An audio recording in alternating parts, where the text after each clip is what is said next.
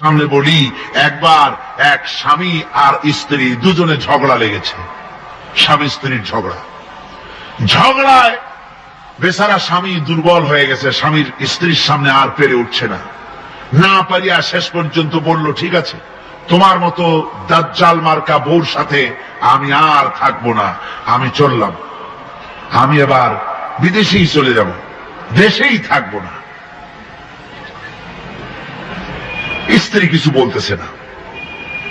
স্বামী দেখে যে সন্ধ্যা পর্যন্ত স্ত্রী তাকে সাধেও না, মহা সমস্যা।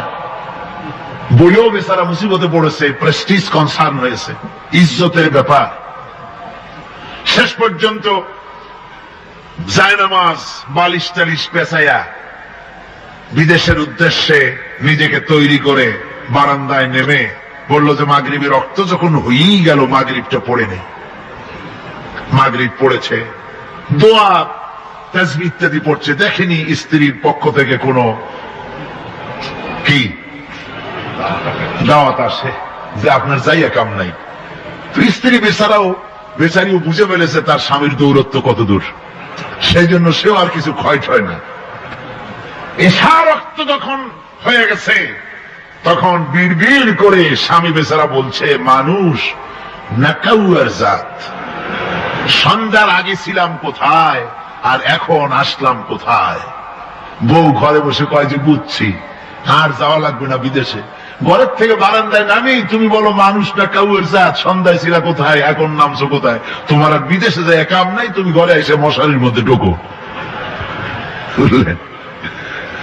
তো পৃথিবী থেকে মাত্র 2,32,000 মাইল দূরে চাঁদ, সেই চাঁদে অবতরণ করে বলছে মোহাম্মদ সাল্লাল্লাহু আলাইহি ওয়াসাল্লাম কি চাঁদে গেছে? আরে বেকুব, 2,32,000 মাইল দূরের চাঁদ নয়, 9,30,00,000 মাইল দূরের সূর্য নয়, কোটি কোটি সহস্র কোটি মাইল দূরের গ্যালাক্সি নয়, মিল্কি ওয়ে নয়, সমস্ত তারকারাজি গ্রহ পুঞ্জ সব কিছুকে পেরিয়ে গিয়ে 7 আকাশ ফুঁড়ে মুহাম্মদ সাল্লাল্লাহু আলাইহি সাল্লাম আরশে আজিম ভ্রমণ করেছেন, যা পৃথিবীর কোন বিজ্ঞানের পক্ষে সম্ভব নয়। সুতরাং মুহাম্মদ সাল্লাল্লাহু আলাইহি সাল্লাম সর্বকালের সর্বযুগের সব ব্যাপারে শ্রেষ্ঠ মহান ব্যক্তিত্ব। এরপরে আল্লাহ রাব্বুল আলামিন বলছেন, وَخَلَقْنَاكُمْ أَزْوَاجًا, আমি তোমাদের নারী এবং পুরুষের জোড়া পয়দা করেছি। অর্থাৎ এই পৃথিবীতে আল্লাহ রাব্বুল আলামিন মানুষের একটি সেক্স পয়দা করেন নাই, দুটি প্রকার করেছেন, একটি হচ্ছে নারী আর একটি পুরুষ। এই নারী আর পুরুষ আল্লাহ পাকের এটি একটি বিরাট কুদরত। এই নারী এবং পুরুষ সৃষ্টি করে পরস্পরের প্রতি আল্লাহ আকর্ষণ সৃষ্টি করেছেন। দুজনের একের প্রতি অপরের আকর্ষণ আল্লাহ পাক নিজেই সৃষ্টি করে দিয়েছেন। وَمِنْ آيَاتِهِ أَنْ خَلَقَ لَكُمْ مِنْ أَنْفُسِكُمْ أَزْوَاجًا لِتَسْكُنُوا إِلَيْهَا وَجَعَلَ بَيْنَكُمْ مَوَدَّةً وَرَحْمَةً। আমার অনেক নিদর্শনাবলীর মধ্যে এটিও একটি নিদর্শন যে আমি তোমাদের থেকে তোমাদের স্ত্রীদেরকে তোমাদের জোড়া পয়দা করেছি। আর কি করেছি, কেন করেছি? লিতাসকুনু ইলাইহা, যাতে করে তোমরা পরস্পরের কাছ থেকে শান্তি, প্রীতি, প্রেম, ভালোবাসা, মহব্বত লাভ করতে পারো। এটা আমার নিদর্শন একটি। কিরকম নিদর্শন? ভিন্ন পরিবেশে লালিতা পালিতা একটি মেয়ে ভিন্ন পরিবেশে লালিত পালিত একটি পুরুষের সঙ্গে যখন বিবাহ হয়ে যায়, আল্লাহ রাব্বুল আলামিন বলেন, আমি তখন একের প্রতি অপরের মহব্বত আর ভালোবাসা আমি আল্লাহ তৈরি করে দেই। ওই মেয়েটি জানার কথা না, মেয়েটির বাড়ি হচ্ছে লংলা, শ্রীমঙ্গল, বিয়ে হয়েছে দিনাজপুর। দিনাজপুরের লোকেরা বোয়াল মাছ খায় না, কিন্তু এখানের লোকেরা বোয়াল মাছ খুব পছন্দ করে। কথা বুঝতে পেরেছেন?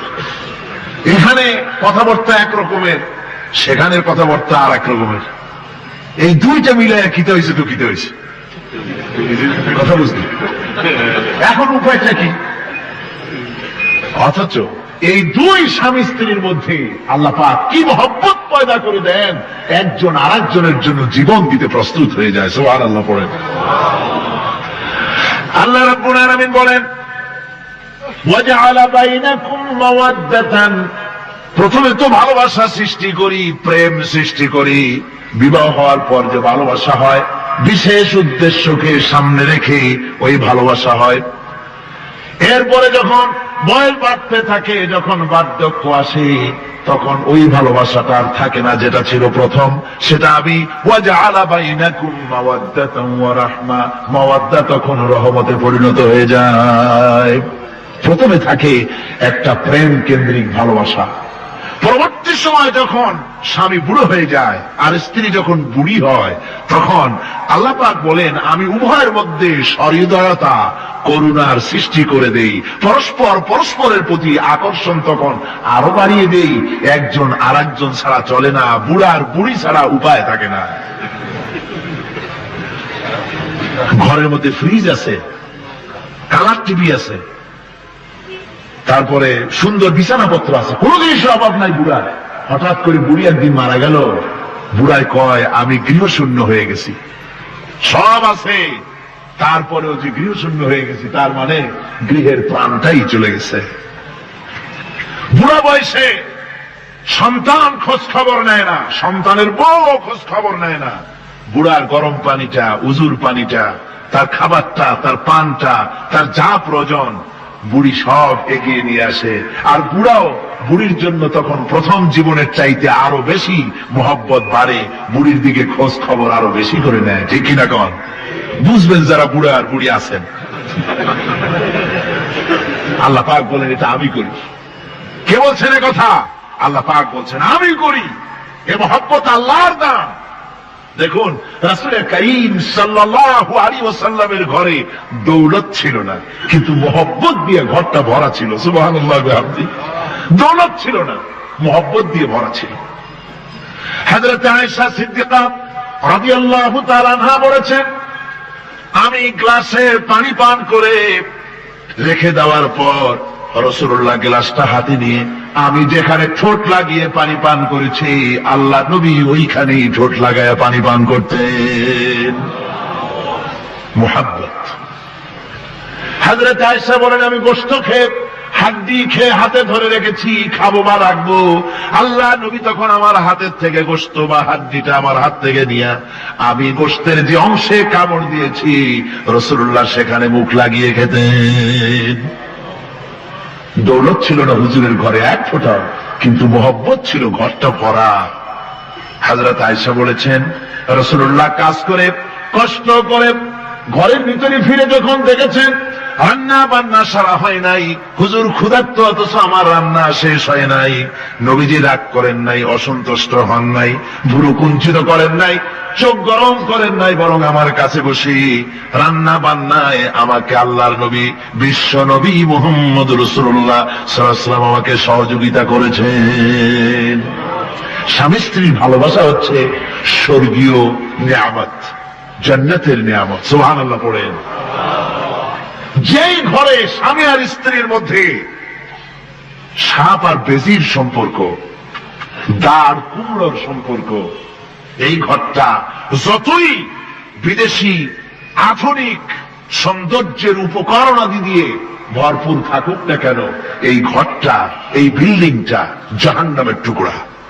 ঠিক না? আর স্বামী স্ত্রীর যদি ভালোবাসা থাকে, তাহলে ঘরটা যদি কুড়ে ঘর হয়, তারপরেও সে ঘরটা হচ্ছে একটা জান্নাতের টুকরা। অনেক স্ত্রী আছে স্বামীর সাথে মহব্বত নাই, উল্টো পাল্টা কারবার। ওই রকম এক স্বামীর কাছে খবর আসছে যে আপনি তো এই গ্রামের মাতবাড়ি করেন, বিচার আচার করতেছেন, আপনার বউ তো গোসল করতে গিয়ে পড়ে গেছে নদীর মধ্যে। তো লোকটা দৌড় দিয়েছে, দৌড়ে গেছে, যাই কয় যে কোন জায়গায় পড়ছে, কয় যে এইখানে পড়ছে। লোকটা তখন জোয়ারের পানি যাচ্ছিল এইদিকে, লোকটা দৌড় দিছে উল্টা দিকে।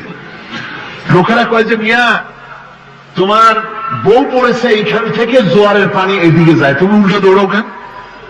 মাতবার বলছে যে দেখো, এটা হচ্ছে আমাদের ইন্টারনাল অ্যাফেয়ার্স, এটা বুঝবা না।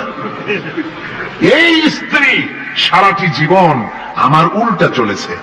আমি যদি বলেছি 100, সে বলেছে 335। আমি যদি বলেছি এখন দিনের 12টা, সে বলেছে এখন রাত 3:35। সম্পূর্ণ উল্টা সারা জীবন যে চলেছে। সে যে নদীতে পড়ে জোয়ারে গেছে আমি তো বিশ্বাস করি না, উল্টাই গেছে। এই রকমের এক শ্রেণী আছে, স্বামী উল্টা থাকে, স্ত্রী উল্টা থাকে, এরকমও হয়। সুতরাং স্বামী এবং স্ত্রীর মধ্যে মহব্বত আর ভালোবাসা এটি মাবুদের একটি বিরাট নেয়ামত। অন্যের স্ত্রীর দিকে তাকালে কাম ধরে, খারাপ নজরে তাকালে জেনার গুনাহ হবে, হাত দিয়া ধরলে কাম ভাবে জেনার গুনাহ হবে। কিন্তু কোন স্বামী যদি তার স্ত্রীর দিকে প্রেম ভরে ভালোবাসা ভরে তাকায় আর স্ত্রীর হাতকে প্রেম আর ভালোবাসার সাথে যদি স্ত্রীর হস্ত ধারণ করে, কেতাবে এসেছে স্বামী এবং স্ত্রীর উভয়ের সগীরা গুনাহ আল্লাহ রাব্বুল আলামিন মাফ করে দেন। আল্লাহ পাক বলছেন, আমি তোমাদের থেকে তোমাদের জোড়া তোমাদের স্ত্রীদেরকে পয়দা করেছি এবং পরস্পর পরস্পরের প্রতি ভালোবাসা এবং মহব্বত সৃষ্টি করে দিয়েছি। আজকে কথা উঠেছে সমাজে, আজকে কথা উঠেছে নারীর অধিকার নিয়ে। বলা হচ্ছে ইসলাম নারীকে, নারীর অধিকার ক্ষুণ্ণ করেছে। বলে না? বলে কিনা বলেন?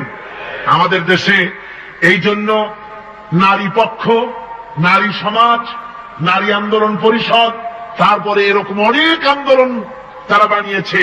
আর পত্র পত্রিকায় নানান রকমের ইসলাম সম্পর্কে তারা লিখছে। একটা পত্রিকা আজকে সকালে আমাকে একজন দিল, তার মধ্যে লিখেছে, হাদিসের বরাত দিয়েছে, তার মধ্যে লিখছে যে রাসূলুল্লাহ বলেছেন পৃথিবীর সব কিছু হচ্ছে ভোগের সামগ্রী, সেই ভোগের মধ্যে উত্তম ভোগের সামগ্রী হচ্ছে নারী। নাউযুবিল্লাহি মিন যালিক। এমন কথা রাসূলুল্লাহ বলেন নাই। হাদিসের নাম দিয়া তারপরে হুজুর যা বলেন নাই সেই সব কথা বলে বলে নারীদেরকে ইসলামের প্রতি বিতশ্রদ্ধ করাবার জন্য চেষ্টা চালানো হচ্ছে। অথচ নারীদের ব্যাপারে মুহাম্মদ সাল্লাল্লাহু আলাইহি ওয়াসাল্লাম সবচাইতে উত্তম কথা বলেছেন। এত সুন্দর কথা পৃথিবীতে আর কেউ বলে নাই, আর কেউ বলে নাই। নারী অধঃপাতিতা, নির্যাতিতা, এই নির্যাতন থেকে, অধঃপতন থেকে নারীকে কে রক্ষা করতে পারে? ইসলাম। জোরে বলেন, কে পারে? কেবলমাত্র ইসলাম পারে, আর কেউ পারে না। নারী যখন তাদেরকে মেয়ে হয়েছে শোনা মাত্র তার বাপ তাকে মাটির নিচে পুঁতে রাখত, আষাঢ় মেরে মেরে ফেলে দিত। যখন তাদেরকে কবর দিয়ে দিত জীবিত অবস্থায়, সেই সময় রাসূলুল্লাহ এসে নারীদের সম্মান দিলেন, মর্যাদা দিলেন। রাসূলুল্লাহ বললেন, আমার কাছে 3টা জিনিস প্রিয়, একটি হচ্ছে নামাজ, একটি হচ্ছে সুগন্ধি, আর একটা হচ্ছে স্ত্রী। নারীর যখন কোনো মর্যাদা নাই তখন নারীর মর্যাদা হুজুর দিলেন। যখন কন্যা সন্তান হওয়া আভিজাত্যের বিপরীত, কন্যা সন্তান হওয়া পুরুষের জন্য একটা অপমানকর। এখন আমাদের সমাজেও আছে, স্ত্রী গর্ভবতী হয়েছে, বন্ধুদের কাছে বলে ফেলেছে আগেই, সন্তান হয়ে গেছে কিন্তু কোনো খোঁজ খবর নাই। বন্ধুরা একদিন হঠাৎ জিজ্ঞেস করে, তোমার স্ত্রী গর্ভবতী হয়েছে? তারপরে তা তো অনেক দিনের কথা, কি হইল তা তো বলল না। কয় যে আশা তো করছিলাম হবে ছেলে, কিন্তু হয়েছে মেয়ে, সেই জন্য আর টেলিফোন করা, খবর দেওয়া জরুরত বোধ করিনি। আছে না এমন? আছে। আবার বারবার মেয়ে হয় বলে আমাদের দেশে তালাকের ঘটনা পর্যন্ত আছে। বারবার মেয়ে হয়, ছেলে হয় না মোটেও, তালাক দিয়ে দেয়। আচ্ছা, ওই মেয়েটারই, ওই স্ত্রীরই যদি এখানে হাত থাকে ছেলে বা মেয়ে হওয়ার ব্যাপারে, মানুষের যদি হাত থাকে, তাহলে দায়ী শুধু স্ত্রী হতে যাবে কেন? পুরুষ তুমিও তো দায়ী। তাহলে আসলে ছেলে এবং মেয়ে হওয়ার জন্য স্বামী এবং স্ত্রী কেউ দায়ী নয়। ব্যাপারটি আল্লাহ। ব্যাপারটি কার? আল্লাহ রাব্বুল আলামিন বলেছেন, আমি যাকে খুশি কন্যা দান করি, যাকে খুশি শুধু ছেলে দান করি, যাকে খুশি তারে ছেলেও দেই, মেয়েও দেই, আর যাকে খুশি আমি কিছুই দেই না। এই সবটাই আমার হাত। সুতরাং রাসূল পাক সাল্লাল্লাহু আলাইহি ওয়াসাল্লাম বলেছেন, খবরদার মেয়েদের বাপকে, মেয়ের বাপকে গালি দিও না। বারবার মেয়ে হয় বলে অনেকে মেয়ের বাপকে গালি দেয়, তাচ্ছিল্য করে, টিটকারি করে। হুজুর বলেছেন মেয়ের বাপকে বিদ্রুপ করো না, গালি দিও না, যেহেতু আমি মুহাম্মদ সাল্লাল্লাহু আলাইহি ওয়াসাল্লাম মেয়েদের বাপ। রাসূল পাক সাল্লাল্লাহু আলাইহি ওয়াসাল্লাম বলেছেন, যে ঘরে একটা কন্যা সন্তান জন্মগ্রহণ করে, যে ঘরের ভিতরে একটি কন্যা সন্তান জন্মগ্রহণ করে, ওই ঘরের ভিতরে আল্লাহ রাব্বুল আলামিনের রহমতের ফেরেশতা ঢুকে সালাম দেয় আর বলে, আসসালামু আলাইকুম ইয়া আহলাল বাইত, হে ঘরের মালিকেরা, তোমাদের উপরে আল্লাহর রহমত বর্ষিত হোক। রহমতের ফেরেশতারা ঘরের ভিতরে প্রবেশ করে কন্যা সন্তানটির মাথার উপরে হাত বুলায় আর বলতে থাকে, এই দুর্বল দেহ একটি দুর্বল দেহের ভেতর থেকে বেরিয়ে এসেছে, এই কন্যা সন্তানটিকে যে লালন পালন করবে আল্লাহ রাব্বুল আলামিন তাকে শান্তিতে রাখবেন। রাসূল পাক সাল্লাল্লাহু আলাইহি ওয়াসাল্লামের কাছে একজন এসে বলছে, ইয়া রাসূলুল্লাহ, আমার এক মেয়ে। হুজুর কয়, তোমার এক বেহেশত। আর একজন বলল, হুজুর আমার দুই মেয়ে। কয়, তোমার দুই বেহেশত। এরকম হাদিস আছে নাকি যে একজন বললো আমার এক ছেলে আর হুজুর বলছে তোমার এক বেহেশত? আছে এমন? সুতরাং মেয়েকে কি মর্যাদা দিয়েছে ইসলাম। রাসূলুল্লাহ বললেন, যার তিনটি মেয়ে আছে আর ওই তিনটি মেয়েকে আদব শিক্ষা দিয়েছে, তারবিয়াত শিক্ষা দিয়েছে, দ্বীন শিক্ষা দিয়েছে, স্নেহ করে স্নেহ দিয়ে লালন পালন করেছে, তারপরে সৎ পাত্রস্থ করেছে, ওই মেয়ের লালন পালনকারী মাতা পিতা আর আমি মুহাম্মদ সাল্লাল্লাহু আলাইহি ওয়াসাল্লাম কিয়ামতের দিন একই জান্নাতে পাশাপাশি অবস্থান করব। সুবহানাল্লাহ ওয়া বিহামদিহি। মেয়ের ব্যাপারে রাসূলুল্লাহ এত কথা বলেছেন, নারীদের ব্যাপারে এত কথা বলেছেন। হুজুর বলেছেন, তোমরা যখন সফরে যাবে, সফর থেকে আসার সময় আমরা অনেকে হাদিয়া তোবা নিয়ে আসি, জামা কাপড় মিষ্টি চকলেট ইত্যাদি আমরা নিয়ে আসি, আনি না? কি বলেন, আনি না? আল্লাহর নবী বলেছেন, বাইরের থেকে সফর থেকে বাজার থেকে হাদিয়া তোবা ঘরের জন্য জানবে, এনে যখন তোমরা তা দেওয়া শুরু করবে, সর্বপ্রথম মেয়ে থেকে দেওয়া শুরু করবে, মেয়েকে আগে দাও। হুজুর সাল্লাল্লাহু আলাইহি ওয়াসাল্লাম তার কলিজার টুকরা মেয়ে ফাতেমাকে মহব্বত করতেন, এত মহব্বত করতেন, কোনদিকে যাওয়ার আগে সকলের সঙ্গে দেখা করে শেষে দেখা করতেন হযরত ফাতেমার সঙ্গে। আবার সফর থেকে ফিরে এসে সর্বপ্রথম তিনি দেখা করতেন হযরত ফাতেমা রাদিয়াল্লাহু তাআলা আনহার সঙ্গে। একবার হযরত আলী এবং হযরত ফাতেমার মধ্যে মনোমালিন্য হলো, হুজুরের মুখটা মলিন হয়ে গেল, রাসূল পাকের মুখ মলিন হয়ে গেল। হুজুর সাল্লাল্লাহু আলাইহি ওয়াসাল্লাম ঘরের মধ্যে প্রবেশ করলেন, হযরত আলীর ঘরে হযরত ফাতেমা এবং আলীকে এক জায়গায় বসালেন। কিছুক্ষণ পর হুজুর বেরিয়ে এলেন, হুজুরের মুখে হাসি। সাহাবা ইকরাম বললেন, হুজুর একটু আগে আপনার মুখ মলিন দেখেছি, এখন খুব উৎফুল্ল মনে হচ্ছে। হুজুর বলছেন, আমি তাদের মধ্যে মনোমালিন্যটা দূর করে দিয়ে এসেছি। ফাতেমা আমার কলিজার টুকরা, যে ফাতেমাকে ব্যথা দেয় সে আমি মুহাম্মদ সাল্লাল্লাহু আলাইহি ওয়াসাল্লামকে ব্যথা দেয়। রাসূল পাক সাল্লাল্লাহু আলাইহি ওয়াসাল্লাম কন্যাদেরকে এভাবে মর্যাদার কথা বলেছেন। এই কন্যা আস্তে আস্তে যখন বড় হয়ে যায়, যখন বধূ হয়, বধূ হিসেবে তার মর্যাদা ইসলাম কতখানি দিয়েছে, রাসূল পাক সাল্লাল্লাহু আলাইহি ওয়াসাল্লাম কতখানি দিয়েছেন আপনারা লক্ষ্য করেন। হাদিস শরীফ পড়া নাই, জানা নাই বলে আজকে এক শ্রেণীর নারীরা তারা কমিউনিস্টদের খপ্পরে পড়ে, সমাজতন্ত্রের খপ্পরে পড়ে, নাস্তিকদের খপ্পরে পড়ে গোটা মহিলা সমাজকে চেষ্টা করতেছে ইসলাম থেকে দূরে সরাবার জন্য। ঠিক কিনা কম? হযরত আয়েশা বলেছেন, আমি যখন ঘরে কাজ করতেছি, হুজুর বাইরের থেকে এসে দেখেছেন আমার রান্না করতে দেরি আছে, খাবার দাবার এখনো রেডি হয় নাই, হুজুর ক্ষুধার্ত, কিন্তু হুজুর ভুরু কুঞ্চিত করেননি, হুজুর বিরক্ত হননি, হুজুর আমাকে গালমন্দ করেননি, আমার কাছে বসে তিনি আমার রান্নার সহযোগিতা করেছেন। সুবহানাল্লাহ ওয়া বিহামদিহি। জোরে বলেন সুবহানাল্লাহ ওয়া বিহামদিহি। ভাইরা আমার, হযরতে আয়েশা সিদ্দিকা রাদিয়াল্লাহু তাআলা আনহা বয়সে কম ছিলেন অন্যদের চাইতে। বিশ্বনবী সমস্ত রাজকার্য, রাষ্ট্রীয় কার্য, নবুয়তের দায়িত্ব পালন করে স্ত্রীর হক আদায় করতে ভুলে যাননি। আধো আধো জ্যোৎস্না প্লাবিত রাত, রাসূলুল্লাহ হযরত আয়েশাকে বলছেন চলো আমরা একটু পায়চারি করে আসি বাইরের থেকে। ঘুরতে ঘুরতে হুজুর বলছেন দেখো তো ওই যে দূরে দেখা যায় একটা জিনিস, চলো আমরা দৌড় দেই, দেখি কে আগে ওই জায়গায় পৌঁছতে পারে। দুজনে মিলে দৌড় দিলেন। হযরত আয়েশা বললেন আমি হুজুরকে পেছনে ফেলে দ্রুত গতিতে আমি দৌড়ে লক্ষ্যবস্তুর কাছে চলে গেলাম। হুজুর সাল্লাল্লাহু আলাইহি ওয়াসাল্লাম যখন ধীরে সুস্থে আমার কাছে এলেন, আমি বললাম দেখছেন আপনি কিন্তু আমার সাথে দৌড়াতে পারেন নাই। হযরত আয়েশা বলছেন এর কিছু কাল পরে আবার একদিন রাসূলুল্লাহ দৌড় প্রতিযোগিতার ব্যবস্থা করলেন, দৌড় দিলাম। হযরত আয়েশা বলছেন সেই সময়ের তুলনায় আমার শরীর কিছুটা স্থূল এবং ভারী হয়ে গেছে, আমি দৌড়াইয়া পারলাম না, আমি পেছনে পড়ে গেলাম। হুজুর আমার আগে চলে গেলেন লক্ষ্যবস্তুর কাছে।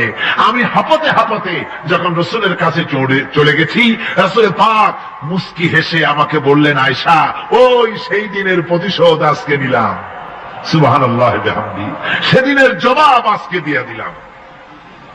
স্বামী স্ত্রীর দাম্পত্য জীবনের এই দৃশ্য কতখানি উপভোগ্য, সুবহানাল্লাহি ওয়া বিহামদিহি। এই জন্য স্বামী স্ত্রীর ভিতরে যে মুহাব্বত, এটা বেহেশতি অবদান, এটা জান্নাতের অবদান, এটা আল্লাহর নিয়ামত। এটা কি ধরে কোন আল্লাহর নিয়ামত। এই নিয়ামত যে ঘরের মধ্যে আছে সে ঘরটা বেহেশত, সে ঘরটা কি বেহেশত। আর আপনার ঘরের মধ্যে রেডিও আছে, টিভি আছে, ফ্রিজ আছে, ডিসি আছে, এসি আছে, কত কিছু আছে, কিন্তু স্বামী স্ত্রীর মধ্যে সাপে আর বেজির সম্পর্ক, দাঁড় কুমড়ার সম্পর্ক, এই ঘরটা জাহান্নামের শামিল। আছে না এক পদের স্ত্রী, স্বামীও আছে এরকম এক পদের স্বামী আছে, সমানে পিটায় মেয়ে লোক, পিটাইতেই থাকে, বুঝলেন। রাসূলুল্লাহ বলেছেন খবরদার স্ত্রীদেরকে মেরো না, দাসীদের মতো প্রহার করো না, তাহলে আগামী রাত্রে যখন তার কাছে তুমি যাবে তখন কি তোমার শরম করবে না? রাসূল পাক সাল্লাল্লাহু আলাইহি ওয়াসাল্লাম নারী পুরুষের সমান অধিকার দিয়েছে। ভালোবাসা এবং মহব্বত থাকতে হবে, একে অপরের উপরে বাজিমাত করার প্রতিযোগিতা থাকা উচিত নয়। স্বামী হয়েছেন বলে তিনি একেবারে নওয়াবজাদা নসরুল্লাহ খান হয়ে যাবে তা না। আবার স্ত্রী স্বামীকে গোলাম হিসাবে ব্যবহার করবে তাও না। ভালোবাসা, শ্রদ্ধা, পারস্পরিক মহব্বত হিসেবে মর্যাদা সমান রাখা হয়েছে। কিন্তু মাঝে মধ্যে দেখা যায় কিছু অভিযোগ পাওয়া যায়, স্ত্রীরা এমনও করে স্বামীকে একেবারে গোলামদের মতোই রাখে। এই রকমের এক শ্রেণীর আছে। সমান অধিকারের চিন্তা নিয়ে স্বামী নির্যাতনের কোনো প্রশ্নই ওঠে না। রাসূলুল্লাহ আবার মর্যাদা পুরুষের এক ধাপ বাড়ায় দিয়েছেন। আল্লাহর নবী বলেছেন এই পৃথিবীতে মানুষকে যদি আমি মানুষের সামনে সেজদা করার জন্য যদি অর্ডার করতাম, তাহলে দুনিয়ার সমস্ত নারীদেরকে অর্ডার করতাম তার স্বামীকে সেজদা করার জন্য। মর্যাদা বাড়ানো রয়েছে, কিন্তু অধিকার সমান, সমান অধিকার দেওয়া হয়েছে। ইসলাম নারীর অধিকার দিয়েছে, স্বামী স্ত্রীর মহব্বত এবং ভালোবাসা সৃষ্টি করে দিয়েছেন, এটা আল্লাহর নিয়ামত। আমার বন্ধুগণ, আজকে আমার সমাজে বলা হচ্ছে নারীদেরকে ঠকাইছে ইসলাম। বলে কি দিয়ে ঠকানো হলো? বলে ইসলাম ঠকিয়েছে একটা ছেলে সমান দুইটা মেয়ে, একটা ছেলেতে যা পাবে দুইটা মেয়েতে তাই পায়, এই জন্য মেয়েকে ঠকানো হয়েছে। একথা বলেছেন আমাদের দেশের সুপ্রিম কোর্টের একজন চিফ জাস্টিস, অবসরপ্রাপ্ত, নাম নেব না আমি।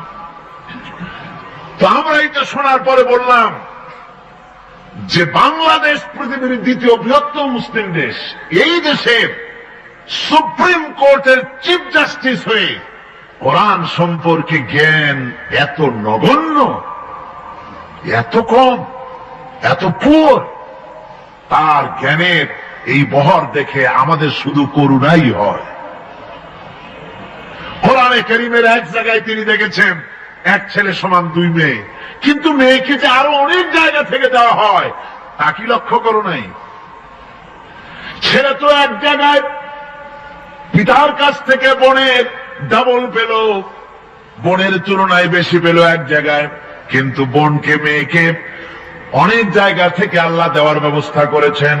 এই মেয়ে লোকটি পিতার কাছ থেকে পাবে স্বামীর কাছ থেকে পাবে, ছেলের কাছ থেকে পাবে, ভাইয়ের কাছ থেকে পাবে, মায়ের কাছ থেকে পাবে, 5 জায়গা থেকে পাওয়ার ব্যবস্থা আল্লাহ তাকে করে দিয়েছেন। জোরে বলেন সুবহানাল্লাহ। 5 জায়গা থেকে তার পাওয়ার ব্যবস্থা আছে। এক জায়গায় একটু ছেলেকে বেশি দিয়েছে দেখেই তার চোখ খাড়া হয়ে গেছে। আল্লাহর উপরে কমেন্ট করতেছে, নাউযুবিল্লাহি মিন যালিক। নারীকে ইসলাম সবচাইতে বেশি অধিকার দিয়ে তাকে প্রতিষ্ঠিত করেছে, সবচাইতে বেশি অধিকার তার। সব জায়গায় তাকে প্রতিষ্ঠিত করা হয়েছে। নারীদেরকে মহারণা দেওয়া ফরজ করে দেওয়া হয়েছে। নামাজ রোজা যেমন ফরজ, মহারণা দেওয়া তেমন কি? সেই মহারণা আজকাল বাঁধা হয়, বিশেষ করে রাজধানীতে, শহর সমূহে মহারণা বাঁধে। যত বেশি টাকা ততই সুনাম নাকি হয়। সেই জন্য জিজ্ঞেস করা হয়, মেয়ের বিয়েতে মহারণা কত হলো? কয় মহারণা হচ্ছে 5,73,793 টাকা 75 পয়সা। বাবা, আদায় করে না কিন্তু মোটেও, ফাঁকি দেওয়ার ব্যবস্থা সব। সোনা দিলাম এত, খাওয়াইলাম এত, বাকি সব ইদিক সিদিক। মনে রাখবেন মুসলমানেরা, মহারণা দেওয়া নামাজ রোজার মতোই অবশ্য পালনীয় একটি কর্তব্য আল্লাহ রাব্বুল আলামিন করে দিয়েছেন। কোন স্বামী যদি মহারণা ধার্য করার পর যদি আদায় না করেন, স্ত্রী যদি স্বেচ্ছায় মহারণার টাকা মাফ না করে দেয়, তাহলে কিয়ামতের দিন ওই স্বামীকে আল্লাহর দরবারে জেনাকারের কাতারে দাঁড়াতে হবে।